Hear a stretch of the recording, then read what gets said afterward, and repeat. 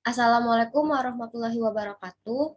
Kami dari kelompok 1 akan mempresentasikan hakikat dan urgensi pendidikan. Sebelum kami memulai presentasinya, izinkan kami untuk memperkenalkan diri terlebih dahulu. Perkenalkan, nama saya Sabrina Larasati. Saya Aura Aprilia. Saya Saskia Gustianisa. Saya Milin Muharom. Saya Wajar Dekulo.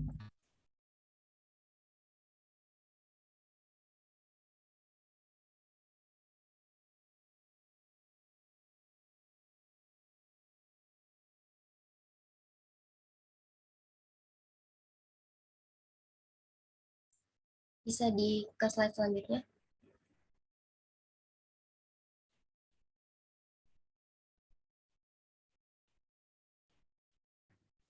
Baik.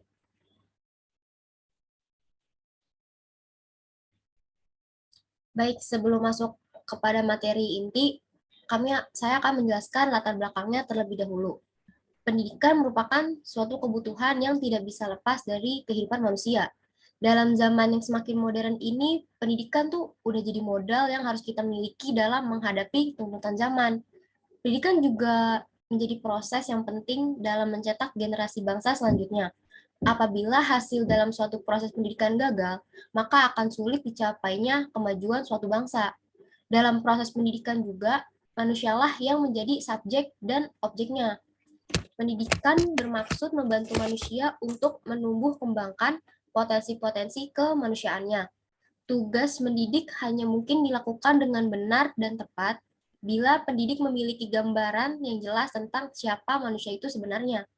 Nah, agar mampu menyelenggarakan pendidikan dan pembelajaran yang memungkinkan menanamkan karakter pada peserta didiknya, maka diperlukan sosok guru yang berkarakter.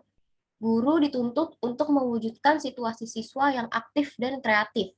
Guru juga diharuskan untuk menyediakan atau memberikan semua potensi dan motivasi menjadi sesuatu yang penting bagi peserta didik. Selanjutnya akan dilanjutkan oleh teman saya.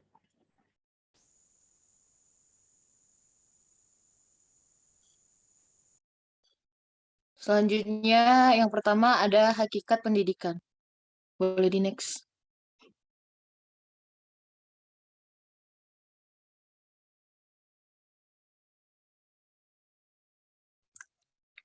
Dikutip dari Ahmad Munib, hakikat pendidikan adalah pendidikan untuk manusia dan dapat diperoleh selama manusia lahir hingga dewasa. Pada hakikatnya, pendidikan adalah usaha sadar dan terencana untuk mewujudkan suasana belajar dan proses pembelajaran agar peserta didik secara aktif mengembangkan potensi dirinya untuk memiliki potensi spiritual keagamaan, pengendalian diri, kepribadian, kecerdasan, akhlak mulia, serta keterampilan yang diperlukan dirinya, masyarakat, bangsa, dan negara. Hal ini menunjukkan bahwa pendidikan merupakan suatu upaya terencana untuk mengembangkan potensi yang dimiliki oleh peserta didik. Di Indonesia sendiri dikenal dengan istilah pendidikan nasional. Pendidikan nasional sendiri berarti pendidikan yang berdasarkan Pancasila dan Undang-Undang Dasar Negara Republik Indonesia tahun 1945 yang berakar pada nilai-nilai agama, kebudayaan nasional, dan tanggapan terhadap tuntutan perubahan zaman. Dengan pendidikan, manusia akan memproses memanusiakan dirinya sebagai manusia, dan selanjutnya manusia akan mendapatkan pendidikan sepanjang hidupnya. Selanjutnya akan dijelaskan oleh teman saya. Baik, untuk yang selanjutnya ini ada urgensi pendidikan. Boleh di next. Pengertian urgensi jika dilihat dari bahasa Latin yaitu urgere, yaitu yang berarti mendorong. Jika dalam bahasa Indonesia, urgensi yang berarti sesuatu hal yang sangat mendesak. Jika dilihat dari bahasa Inggris yaitu bernama urgent, yang memiliki arti kebutuhan yang penting. Istilah urgensi merujuk pada sesuatu yang mendorong kita, yang memaksa kita untuk diselesaikan dan harus segera ditindaklanjuti. Pendidikan menjadi salah satu proses pembelajaran pengetahuan, keterampilan yang diturunkan dari satu generasi ke generasi selanjutnya. Dalam proses pendidikan tersebut terjadi transformasi keilmuan kepada peserta didik agar hal-hal tertentu yang diikutinya dapat tercapai. Urgensi pendidikan ini dapat menyeluruh ke segala bidang, seperti dalam pengembangan karakter, dalam pengembangan budaya, serta peradaban manusia. Salah satunya pengembangan karakter. Dengan adanya penguatan pendidikan karakter dalam mengatasi krisis dekadensi moral, tentunya akan sangat membantu untuk mengatasi permasalahan tersebut. Sehingga urgensi pendidikan menjadi satu hal yang penting untuk dilaksanakan. Karena dengan berpendidikanlah terciptalah manusia yang berkualitas, berintelektual, dan terhindar dari kebodohan. Negara juga telah mengatur hak setiap warga negara Indonesia untuk mendapatkan pendidikan sebagai sarana untuk meningkatkan pengetahuan dan kualitas hidupnya. Untuk selanjutnya dijelaskan oleh kelasnya.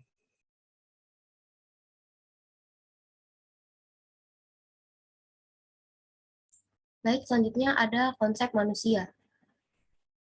Manusia mempunyai hakikat dasar yang dapat dipahami berdasarkan dari karakteristik diri manusia itu sendiri, seperti manusia sebagai makhluk hidup. Kita sebagai makhluk hidup, manusia memiliki keunikan yang tidak dimiliki oleh makhluk lain, bahkan sesama manusia sekalipun itu kita nggak mungkin sama.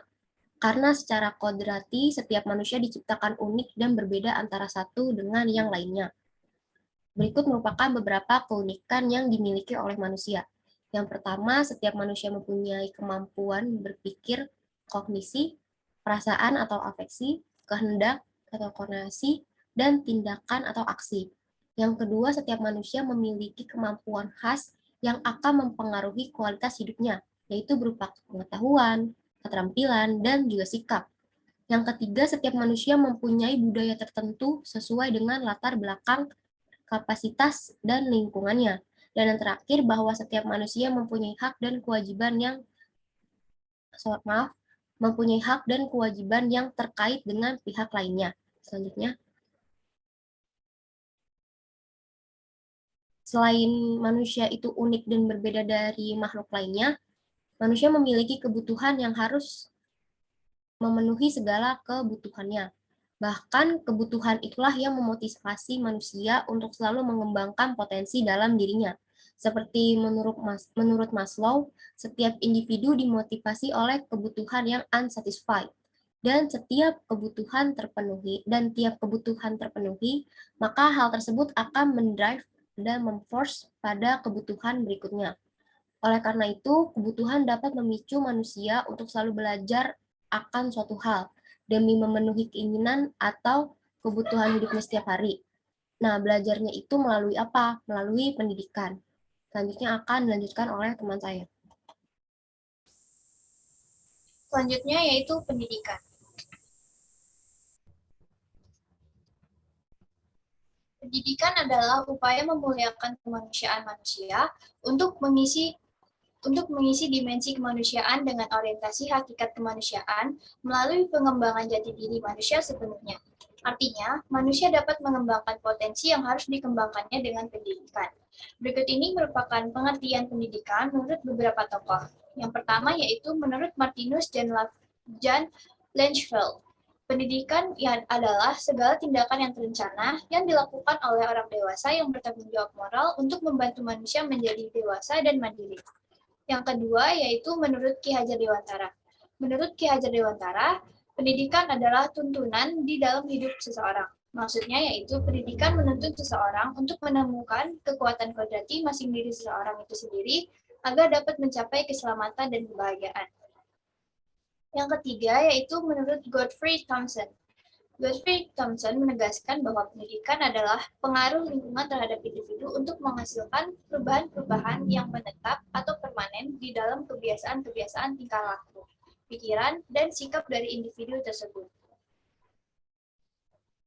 Tujuan dari pendidikan itu sendiri berupa kemampuan pengembangan jati diri individu sehingga ia dapat bermanfaat untuk kepentingan hidupnya sendiri sebagai seorang individu maupun sebagai warga masyarakat, bahkan sebagai warga negara.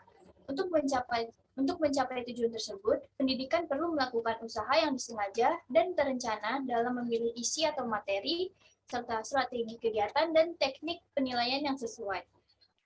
Dan kegiatan tersebut dapat diberikan dalam lingkungan keluarga, sekolah, maupun lingkungan masyarakat.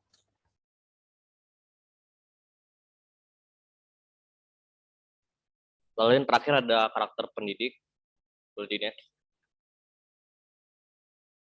Dalam Kamus Inggris Indonesia, John M. Eccles dan Hasan Saldi menyebutkan bahwa karakter berasal dari bahasa Inggris, yaitu karakter yang berarti watak, karakter atau sifat.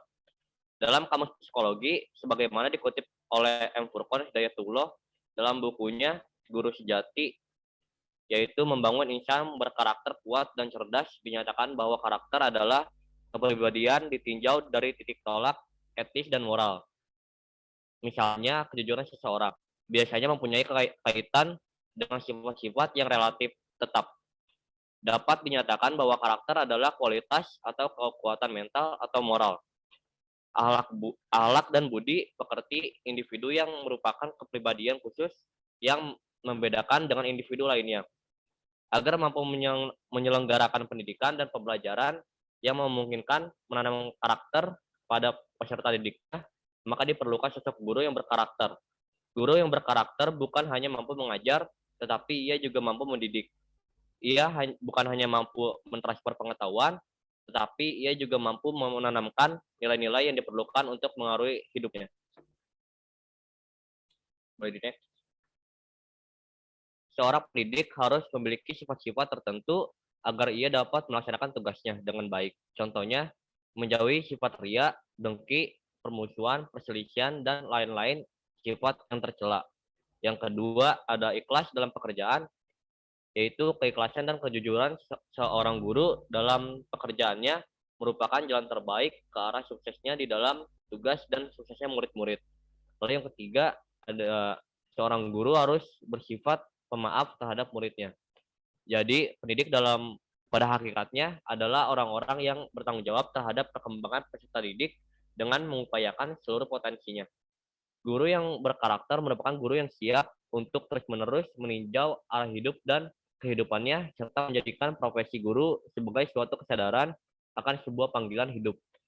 Dihadapkan dengan zaman di mana sebuah ilmu dan teknologi yang berkembang dahsyat di abad 21 ini.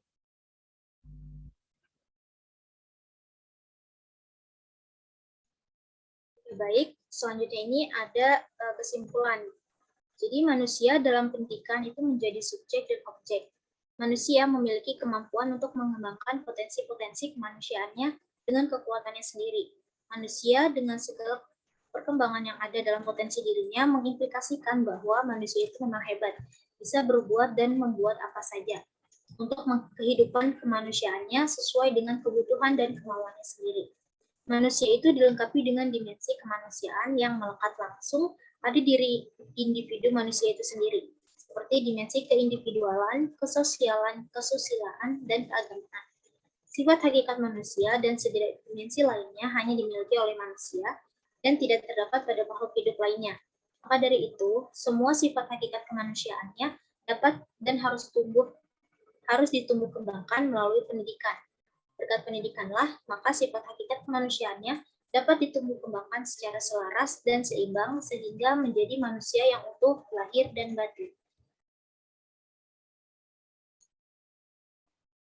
Baik, sekian presentasi dari kelompok kami. Kurang lebihnya mohon maaf. Wassalamualaikum warahmatullahi wabarakatuh.